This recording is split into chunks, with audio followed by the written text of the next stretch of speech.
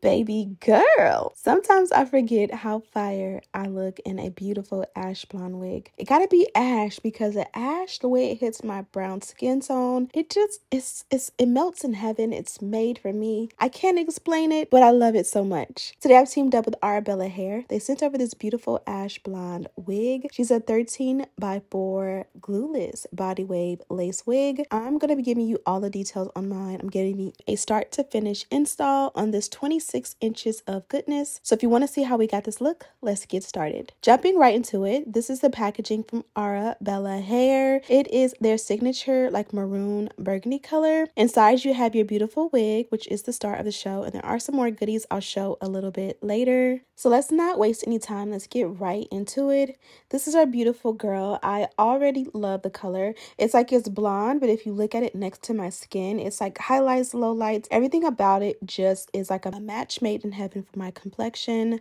This one here is 26 inches in length. You guys see she was nicely packaged, so I received her in full perfection. Here is a look at the inside construction of the cap. As I mentioned, this one is a 13 by 4 lace wig. Because this is a blonde wig, the knots are already ready to go. Also, here's a look at the inside construction of the cap. They did include the adjustable and removable elastic band. Also, I love the fact that the inside of the cap is like a blonde color, because who would want a black inside if the wig is blonde? This is just going to be more complimentary if anything shows or seeps through. So now let's get right into the install. The first thing I noticed when I put this one on is that the actual wig fits my head like a glove.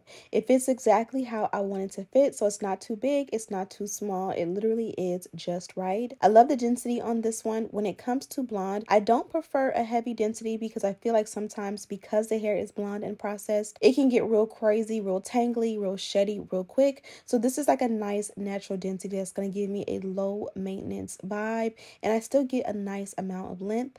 Here I'm showing you guys how to part the wig. Because you get 4 inches of parting space from ear to ear, keep in mind that, that's exactly what your parting space will look like. So you can do a center part, a side part as I shown you, or even here how I am doing a half up, half down with minimal leave out or like parting, and it looks super good. Here's a close-up of the hairline. It's already seamless. I don't know how because this is blonde. So I'm just going to go ahead and cut off all of the excess lace. Feel free to pluck out the hairline or tint the lace underneath before this step. I'm going to do all of those things on camera with you guys. Also, when it comes to the sideburns, be cautious because this is such a blonde wig and it doesn't have a dark root.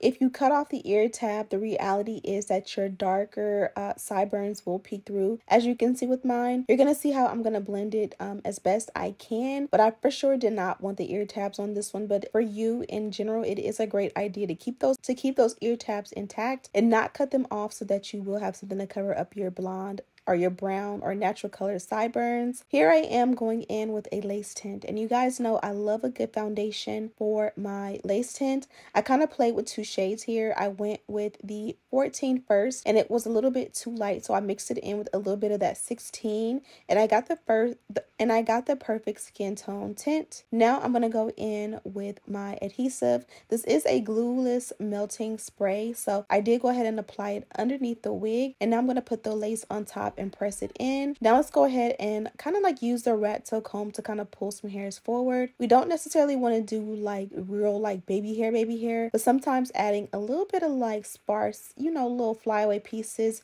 in the front will help to camouflage that lace. And honestly, to me, it makes it look a little bit more natural. And then I'm going to take a little bit of that spray that we use to melt the lace and kind of use it to kind of form some swoops with those pieces. Because this isn't an edge control or like a stronger, thicker product, it's not really doing a whole lot, or it doesn't appear that it's doing a whole lot when it comes to like swooping. And that's exactly what I want, because I want to keep those pieces like nice and airy and fluffy, and I don't necessarily want them to be like melted to my skin, but I want them to kind of have a little bit of shape. So I'm kind of just pressing them down just for the sake of putting the melt belt on top. That way those pieces can like shape and form into like a nice little swoop, so that they can just lay exactly in the way that I want them to. Also, we are bonding the wig down in the process. I did that off camera, and now that we're done, we can remove the melt belt and we can work on the ends of the hair. So I did go in generously with the heat protectant, and I'm going to go ahead and just work that through with my unbrush. Heat protectant is good for all hair, whether it's a wig or your natural hair. It's even more important when you use like blonde or colored wigs, because you don't want your wigs to burn or get fried by any means. So from here, I decided to do a side part at this point. I kind of used my fingers to do the side part, and I like the way that came out because it's just not too perfect. Then I'm going to go in with the dynamic duo. I'm starting off with the wax sticks generously, and I'm going to pair it with the electric hot comb. I do got a little something. I picked this up from Target. I can't remember the name of the brand, but it just looked cool. They don't have the individual cans of the Black Girl wine. Is that what it's called? The Black Girl wines that were in the cans, and they had the bottles too. I haven't seen the cans in my local Target, so I don't know if they stopped it or discontinued it, or if it's just the demographic of where I live and they weren't selling. I probably was the only customer. I love those because I'm the only one who partakes in my household. So having a fresh, crisp, you know, a little bit of something nightcap, if you will, is perfect with the cans. So I opted for this other option, and it was pretty good, but it just wasn't the Black Girl wine. In the meantime, while I'm rambling, I went ahead and did the dynamic duo along the hairline. It made everything melt a lot more better. I'm definitely going to go in and touch up that lace tint to give it a more melted look. And then I'm also going in with a flat iron to just smooth out the hair. It's already straight hair, but I always recommend that at least when you are doing your initial install, go in and like press out that straight hair, because it's going to give you a little bit more of a silky effect, and of course cancel out any frizz and